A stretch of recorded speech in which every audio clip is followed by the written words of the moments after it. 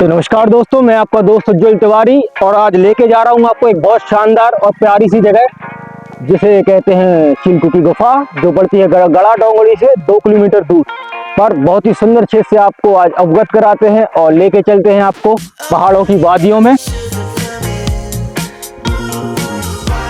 तो दोस्तों, हमारा सफर होता है शुरू। आज करते हैं कुछ तूफानी, कुछ एडवेंचर। तो चलते हैं हम चिल्कू की गुफा में, और रास्ता जितना कठिन हो, स्थान उतना ही सुंदर होता है। तो आज देखते हैं नज़ारा, चलते हैं कठिन रास्तों से होते हुए श्री हनुमान जी के दर्शन करते हैं। तो आइए दोस्तों, नज़ारा तो यहाँ से ही बहुत खूबसूरत लग रहा है दोस्तों। जब मंजिल पर पहुँच जाएंगे तब क्या ही होगा भगवान जाने। हम चलते चलेंगे आगे। रास्ता कठिन जरूर है पर नज़ारा भी उतना सुंदर होगा, ये मेरा वादा है। तो चलते हैं प्रभु का नाम लेकर। जय जय श्री राम।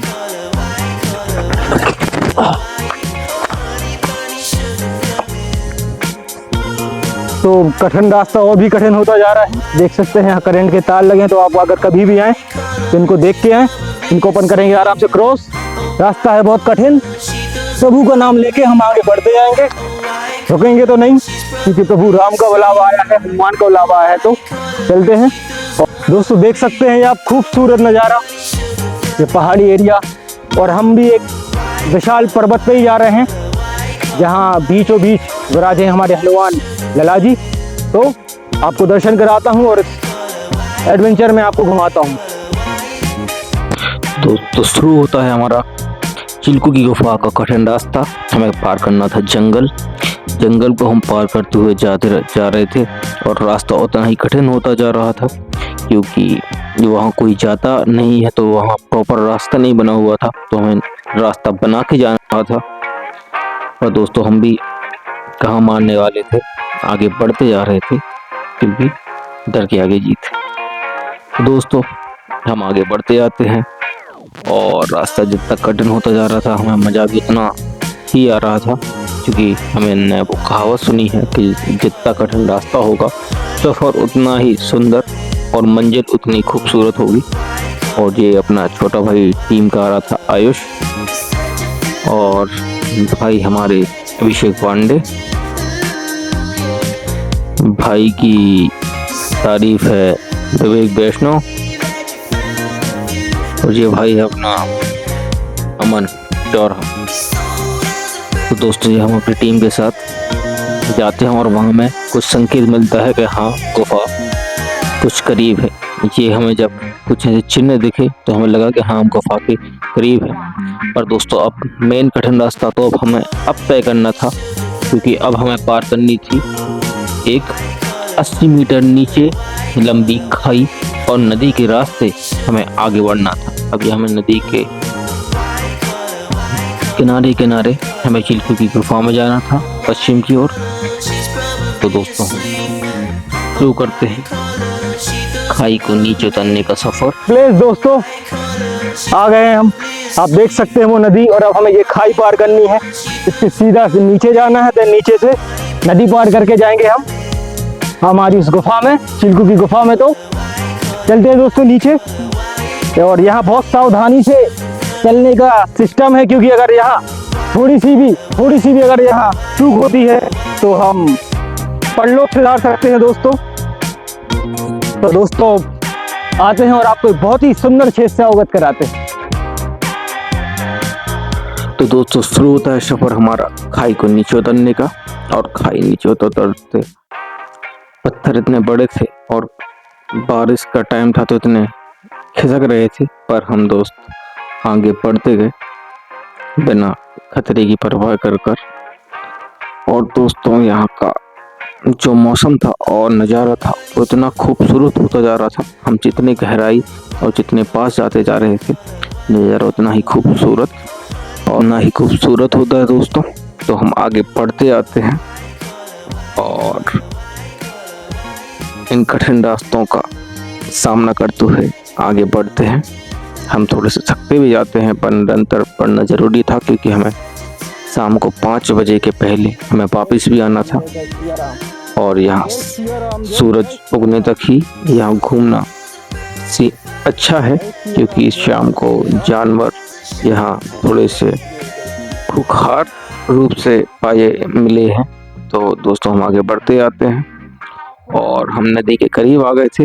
हमने अपना खाई को हम पार कर चुके थे।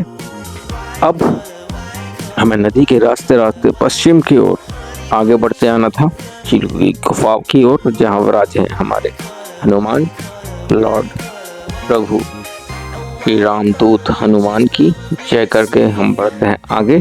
तो चलो दोस्तों, आपको आगे का एडवेंचर कराते हैं।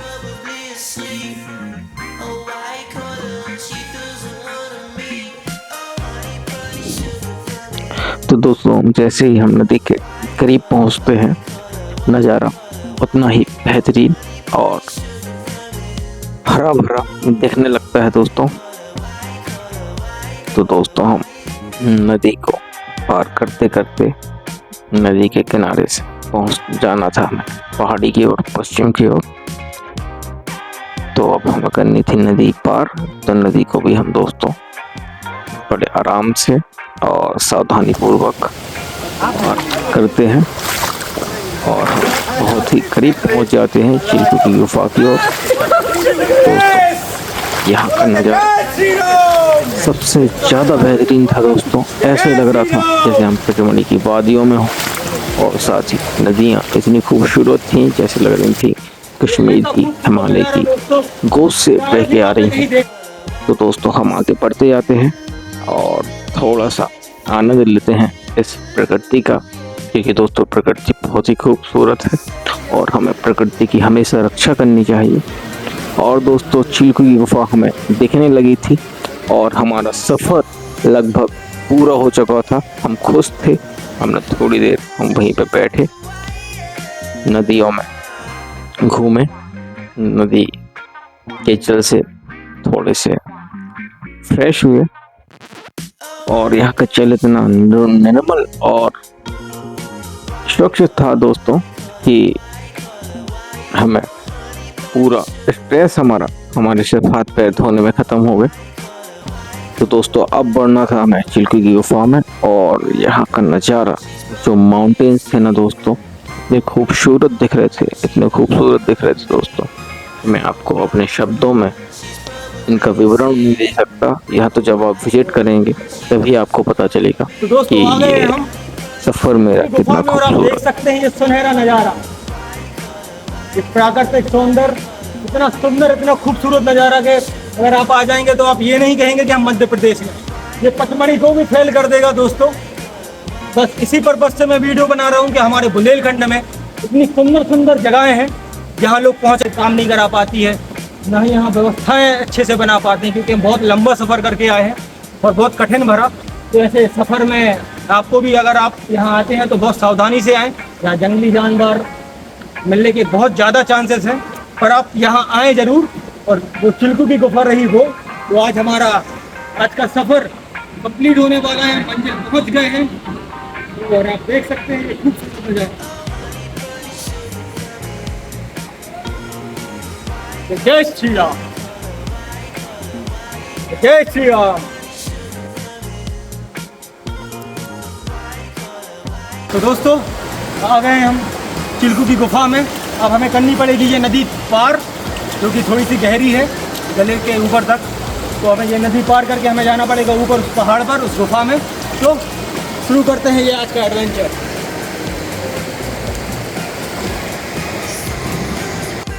तो दोस्तों आ गए हैं हम चिल्कू गुफा के द्वार में, और स्वागत होता है बहुत सुंदर झरने से हमारी गुफा का।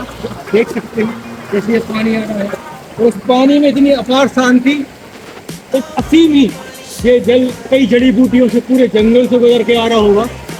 तो कितनी इसमें औषधियाँ मिली होंगी, और अगर आप इसमें बैठेंगे तो आपका स्पा हो जाएगा, फिर स्पा हो जाएगा। यहाँ नेचुरली फिश आपकी बाल काट रही है। तो दोस्तों अब नदी पार करके हम जाएंगे हमारे उसमें। तो दोस्तों अगर आप यहाँ आएंगे तो आपको ऐसे नदी पार करनी पड़ेगी। तो हमको जाना है इस पहाड़ी पे ऊपर यहाँ फिसलन भी होती है और यहाँ का जल बहुत ही प्यारा है, बहुत ही निर्मल है, बहुत ही स्वच्छ है, बहुत ही कोमल है। देश भी है। आराम से आप फिसलन हो सकती है दोस्तों। अगर प्रभु का नाम लेते हुए आते हैं, हर सांस को पुकार के आते हैं, तो हमें कांटा भी नहीं लग सकता है, ये मेरा विश्वास है। बस हर सांस जय श्री राम राम, जय श्री राम, जय श्री राम, जय श्री राम कहते जाओ और ऊपर कर्तव्य पथ की ओर चढ़ते जाओ। हम तो चढ़नी है दोस्तों ये पहाड़ी, जाना है वहां पे ऊपर गुफा।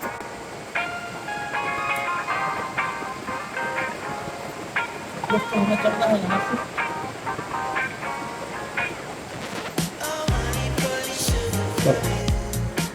दोस्तों चलते हैं और ऊपर की ओर।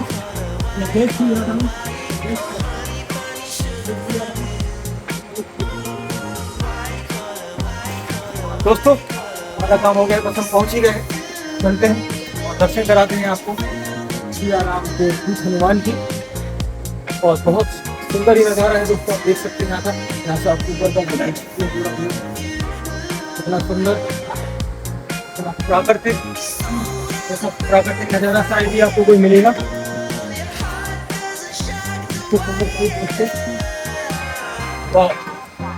ये प्राकृतिक नज़ारा, यही है एक रियल स्वर्ग, पैराडाइज कहते हैं ना दोस्तों।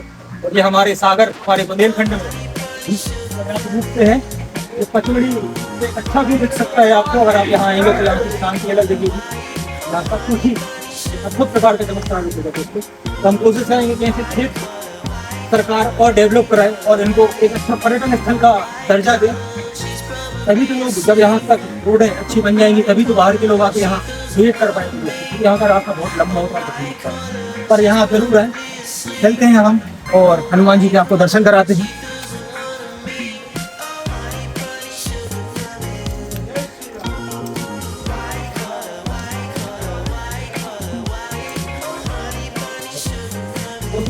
हैं राम भक्त हनुमान के यहाँ, लॉर्ड हनुमान हमारे बजरंगबली बोलेंगे जय जय श्री राम, जय श्री राम, जय श्री राम। बुद्धिहीन तनु जाने के शमरो पवन कमान बल बुद्धि में।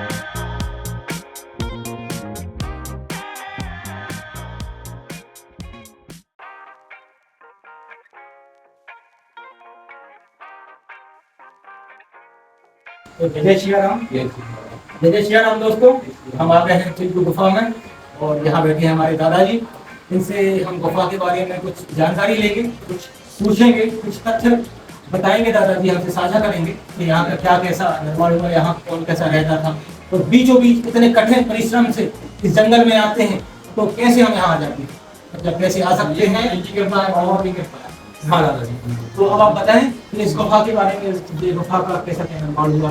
ये पहले सियावर स्वामी और सियावर स्वामी के माध्यम से भी आया तपस्या कर यहाँ तपस्या करनी है। तपस्या करने में कम वर्ष था, बहुत सारा करीबन अपने जैसे दो स्थान है, अपने हमारा स्थान है, ये अपने गोरीघाट का स्थान है, इनके हुए स्थान पे ऐसे घूम के आए। जैसी नगर साइड है वो अपन नहीं लेते, जैसी नगर के यहाँ पे एक स्थान एक अपने ऐसे यहाँ पे ये मिला के जाना के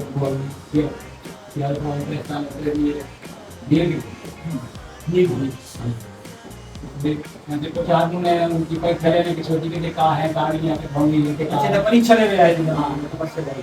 दादा सिंह जी, तो ऐसे आदमी ने सोची कि परीक्षा लेंगे कैसे बाहर है भोंगी लेके वो 4 से 10 गाँव के आदमी ने देखे जानकारी मिली, उनके सीमा से बाहर आती कुछ भी नहीं आदमी को पता है। यहाँ से 3 बार दिन हाँ उनको तो भूख लगे प्याज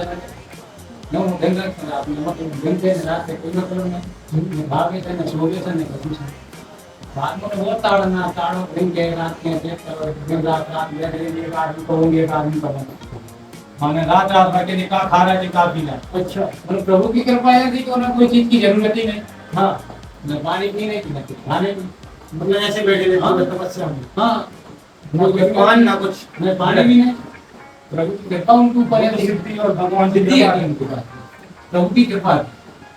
ये अपने इतने स्थानों को प्रणाम भी कर अपने मानस मंदिर भी बाबा जी का हमने सुना था कि उन्होंने यहाँ के तपस्या की है एक पैर पर हमारे मानस मंदिर धाम के हाँ महागुरु जी ये राम कहा थे जो राम महाराज हाँ रामचरण शरण जी महाराज जी बहुत सारे हो गए और यहाँ इन्होंने बहुत तपस्या की थी क्योंकि हमारे ढाने की लगता गया मतलब अपने जन्म में नहीं हुआ हाँ बहुत पहले की थी और हमारे ढानावासी फिर जब उनको बार बार यहाँ बुलाने आए तब वो बड़ी मुश्किल से यहाँ से हट छोड़ के गए थे क्योंकि हमारे बाबा जी हैं हर योगी हाँ वो उसी अखाड़े के हैं और वो यहीं आके तपस्या करते थे शुरू से ही। बचपन में ही उनकी माता और पिता का निधन हो गया था और वो अकेले अकेले रहे जीवन में और हमेशा रामगढ़ जाते थे छोटे से। जब वो 5 साल की उम्र में थे तो वो रोज डेली पैदल रामगढ़ माता के यहाँ जाते थे और माता के यहाँ से ऐसी कुछ कृपा होती थी कि उनको 5 रुपए उस टाइम पे 10 रुपए ऐसे कुछ पैसे मिल जाते थे प्रत्येक दिन उनको मिल जाते थे। मतलब उनका पूरा पालन पोषण जो है वो हमारे रामचरण शरण जी का महाराज जी का तो उनका पूरा पालन पोषण हर सिद्धि माँ ने किया है रामगढ़ माता ने। और वो फिर आते आते वहीं पर रेगुलर जाते जाते वो यहाँ शिफ्ट हो गए। वो शायद सियावर राम जी हमारे गुरु जी हैं। हाँ तो बस उन्होंने यहाँ आके तपस्या की थी भाई साहब। वो जंगल ही जंगल में रहते थे या गाँव में आता गाँव में नहीं जा सकते थे।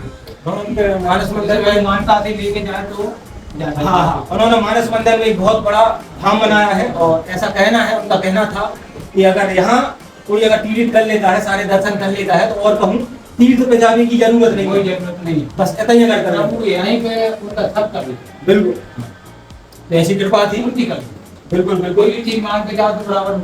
और इस स्थान का भी एक ऐसा कहना है कि अगर यहाँ हर कोई नहीं आ नहीं आ पाते तो वो आ पाते हैं जो उनको हम बब्बा ने बुलाओ उनको बुला वरना कौन नहीं आ पाता। दादाजी को लोग है तो वो आए वो कोई नहीं आया वही बहुत कठिन रास्ता भी है। हम भी अभी थोड़ी ना की नदी वाली उठा के आ गए। हाँ अच्छा यहीं के यहीं नीचे गए। हाँ जंगल में तो सीधे आए। अच्छा यहाँ तो गोरीनाथ पास पड़ता है मतलब। हाँ पास में पड़ता है सीधे जंगल में तो है जंगल के लिए आ गया। यहाँ जानवर भी बहुत है पर जंगली जानवर रहता है अपन को कोई डर नहीं। यहाँ को भालू देखिए हाँ भालू देखिए हाँ और शेर ये भी है अपने बाग भी है भी है तो डरना भी है तो यहीं पर अपन को कोई भय नहीं कोई भय नहीं।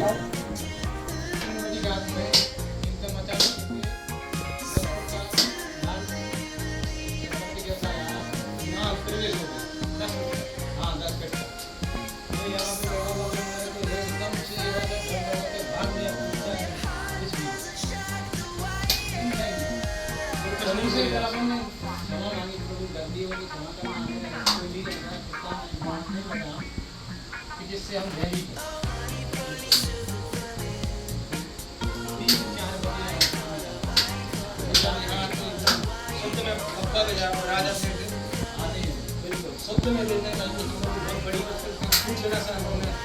कोशिश करी और आज हम लोग पहुंच पाए हैं।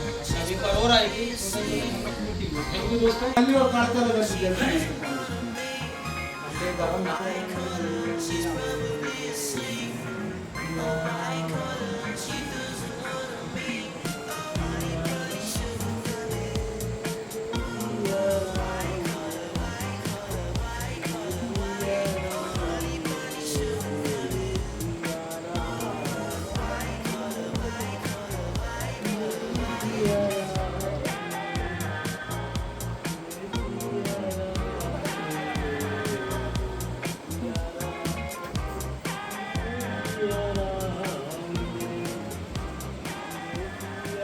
तो दोस्तों अब इस स्थान से हम विदाई लेते हैं। अब हमारे समय हो गया जाने का क्योंकि यहाँ धूप जब तक है तभी तक यहाँ रहना अच्छा रहता है। हालांकि शाम होने के बाद हमें यहाँ से चला जाना चाहिए क्योंकि यहाँ जंगली जानवर आ जाते। तो चलते हैं दोस्तों, हम अगली बार आपको किसी और ऐसे ही अच्छे से स्थान पर आपको अवगत कराएंगे।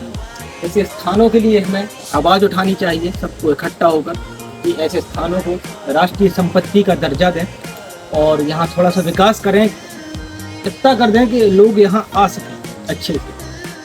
तो जय जय श्री राम। चलते हैं दोस्तों, नेक्स्ट में हम आपको मिलेंगे कोई एक नई वीडियो के साथ।